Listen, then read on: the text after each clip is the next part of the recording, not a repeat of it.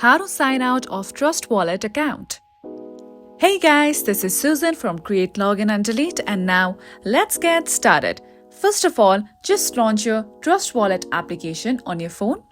Okay, just open it. Now enter your passcode that you used to create your wallet. Now you have come to your main wallet. One thing you have to note down is that there is no option in Trust Wallet application that will allow you to sign out.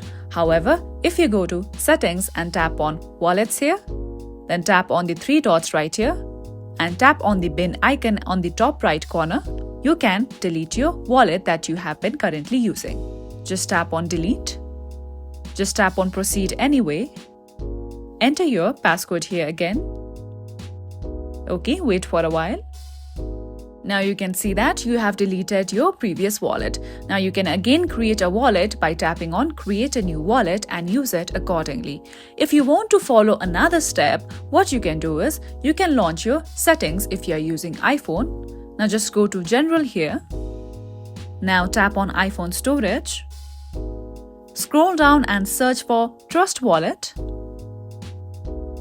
Okay, here we go. Now tap on Offload app. Now by offloading this application, you will clear cache from your app.